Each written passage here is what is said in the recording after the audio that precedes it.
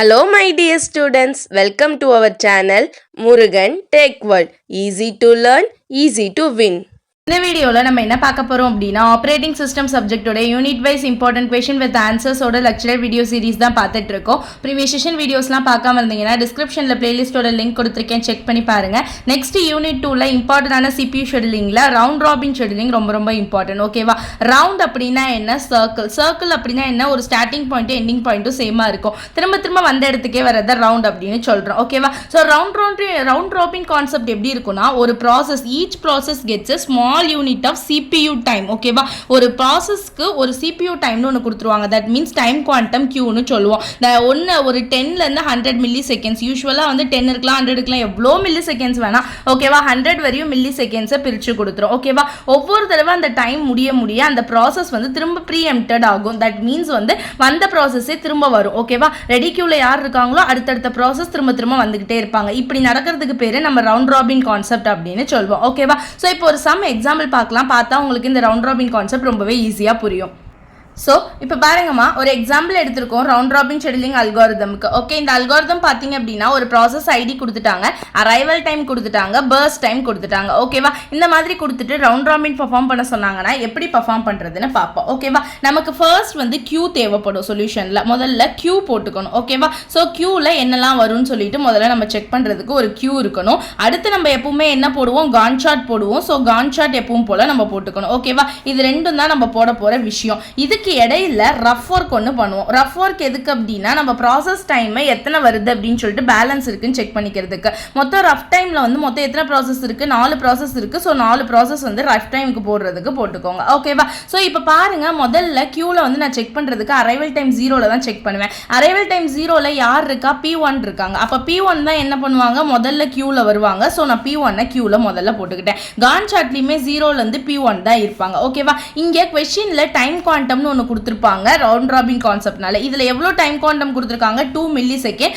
அப்போ ஒவ்வொரு ஸ்டெப்புமே ரெண்டு ஸ்டெப் தான் எடுத்து வைக்குமே தவிர அதுக்கு மேலே எடுத்து வைக்காது. ஓகேவா? அதுதான் இங்கே இருக்க கான்செப்ட். இப்போ ஃபர்ஸ்ட் P1 அரைவல் டைம் பார்த்தீங்க அப்படின்னா 0. ஸோ நான் 0 போட்டேன் P1, கியூவில் P1 போட்டுட்டேன். ஸோ P1 பர்ஸ்ட் டைம் பார்த்தீங்கன்னா மொத்தம் 5. அதை தான் இந்த ரவுண்டில் எழுதிக்க போகிறேன். ஓகேவா? மொத்தம் எவ்வளோ, பர்ஸ்ட் டைம் வந்து 5, இதுக்கு வந்து 4, 2, 1. ஓகேவா? ஸோ இதோட பர்ஸ்ட் டைம் 5. இப்போ 5ல் நான் ரெண்டு ஸ்டெப் தான் ஃபர்ஸ்ட் வந்து ரவுண்ட் ராபின்ல எடுத்து வைக்க முடியும். ஓகேவா? அப்ப 2 ஸ்டெப் எடுத்து வச்சேன்னா 5ல மிச்சம் 2 போயிடுச்சுன்னா 5 - 2 மிச்சம் எனக்கு 3 இருக்கும். ஓகேவா? இதுக்காக தான் இந்த ரஃப் ஒர்க். ஓகே, இப்போ P1 முடிஞ்சிருச்சு. P1 முடிஞ்ச உடனே அதோடைய டைம் வந்து எவ்வளோ இருக்குன்னா 2 இருக்கு. அப்ப அரைவல் டைம் 2க்குள்ள என்னெல்லாம் இருக்குன்னு பாருங்க, 1ம் 2ம் P2ம் P3யும் இருக்கு. ஓகேவா? அப்போ நான் எந்த மாதிரி ஆர்டர்ல போடணும் அப்படின்னு சொல்லிட்டு எனக்கு இங்க ஒரு குழப்பம் வரும். ஃபர்ஸ்ட் P2 P3 தான் போடுவேன். முதல்ல P2 போட்டுக்கிறேன். P2 பர்ஸ்ட் டைம் எனக்கு என்ன இருக்கும், ஃபர்ஸ்ட் கியூல வந்து P2 போட்டுக்கோங்க, நெக்ஸ்ட் P3 போட்டுக்கோங்க. ஓகேவா? இவங்க 3 பேர் தான் இருக்க போறாங்க. P1 வந்து கியூல இருந்து எடுத்துட்டோம், ஏன்னா அவங்கள ஃபர்ஸ்ட் 2 இது முடிச்சிட்டோம். ஓகேவா? முடிச்சதுக்கு அப்புறம் என்ன ஆகும் அப்படின்னா, இப்போ P2 இருக்காங்க, P3 இருக்காங்க. ஸோ P2க்கு ஒரு 2 போட்டுக்கணும். ஸோ நம்மளுக்கு என்ன ஆகும், கான் சார்ட்ல 2 போட்டிங்கன்னா இங்கே 4ல 2 போயிடும். ஸோ 2 இருக்கும். நெக்ஸ்ட் P3 இருக்காங்க கியூல, அவங்களுக்கு ஒரு 2 போட்டுக்கணும். ஸோ வந்து அவங்க 2 ஸ்டெப் போனாங்க அப்படின்னா, சாரி, இங்கே 2 அப்படின்னா என்ன ஆகும், 2 + 2 4, இங்கே 2னா 6. அப்போ P3ல ஒரு 6 வந்துருச்சு. இங்க என்ன ஆயிடுச்சு, 2 தான் இருந்துச்சு, பேலன்ஸ் 0 ஆயிடுச்சு. எனக்கு பிரச்சனை இல்லை. இப்போ P2 P3 ஆல்ரெடி P1ல 5ல 2 போயிட்டு மிச்சம் 3 இருக்காங்க.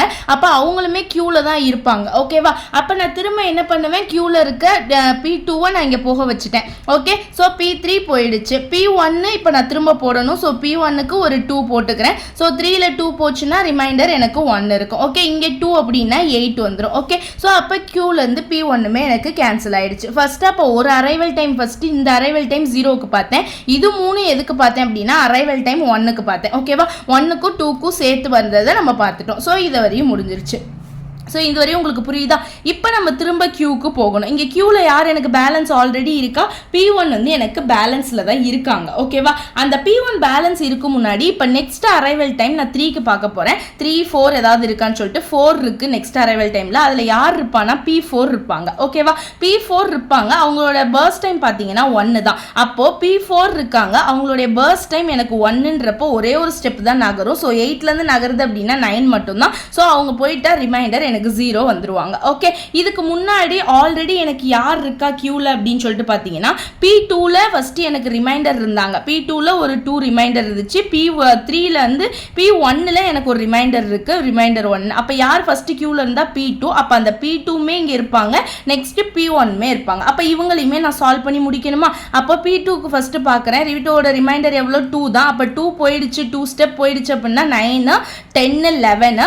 ஓகேவா? 2 ஸ்டெப் போயிடுச்சுன்னா இங்கே 0 ஆயிடும். நெக்ஸ்ட் P1, அப்போ P4 போயிடுச்சு, P2 போயிடுச்சு கியூலேருந்து. இப்போ P1 பார்த்தீங்க அப்படின்னா 1 தான் இருக்காங்க. ஸோ 1மே போயிடுச்சுன்னா 0. அப்போ 12, P1 வந்து 12 ஆகிடும். ஓகேவா?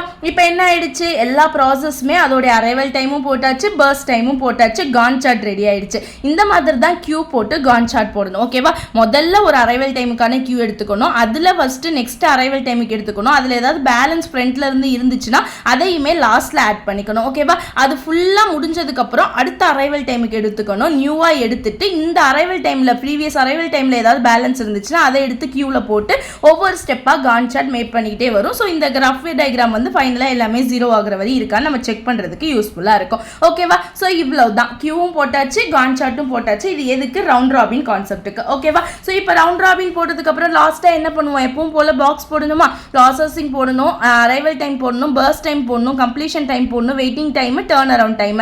வெயிட்டிங் டைம் என்ன பண்ணும்? ஃபார்முலா நமக்கு தெரியும். டர்ன் அரவுண்ட் டைம்லேருந்து பர்ஸ்ட் டைமை மைனஸ் பண்ணணும். டர்ன் அரவுண்ட் டைமுக்கு கம்ப்ளீஷன் டைம்லேருந்து அரைவல் டைமை மைனஸ் பண்ணணும். அரைவல் டைமும் பர்ஸ்ட் டைமும் நமக்கு கொஷினில் கொடுத்துருக்கிறது, அதை அப்படியே எடுத்து நான் நோட் பண்ணிடுறேன். ஓகேவா? கம்ப்ளீஷன் டைம் எப்படி போடணும்னு சொல்லியிருக்கேன், கான் சார்ட்லேருந்து போடணும். ஓகேவா? ஃபர்ஸ்ட் P1க்கு கம்ப்ளீஷன் பார்ப்போம். P1 இங்கேயும் இருக்கு, இங்கேயும் இருக்கு, இங்கேயும் இருக்கு. கடைசியாக எங்கே இருக்கோ அந்த டைமை தான் எடுத்துக்கணும். அப்போ P1ஓட கடைசி என்ன? 12. ஸோ P1ஓட கம்ப்ளீஷன் டைம் பார்த்தீங்கன்னா ஃபர்ஸ்ட் 12 எடுத்துக்கிட்டேன். நெக்ஸ்ட் P2 பாருங்க, இங்கே இருக்கு, இங்கே இருக்கு, கடைசியாக இங்கே தான் இருக்கு, அதோட டைம் வந்து 11. ஸோ 11 போட்டுட்டேன். நெக்ஸ்ட் P3 பார்த்தீங்கன்னா இங்கே இருக்கு, இங்கே ஒரு இடத்துல தான் இருக்கு, அதோட கம்ப்ளீஷன் டைம் 6 போட்டுட்டேன். P4 வந்து பார்த்தீங்கன்னா இங்கே ஒரு இடத்துல தான் இருக்கு, அதோட கம்ப்ளீஷன் டைம் 9 போட்டுட்டேன். ஓகேவா? தென் என்ன பண்ணணும்? வெயிட்டிங் டைமுக்கு முதல்ல டர்ன் அரவுண்ட் டைம் கண்டுபிடிக்கணும்.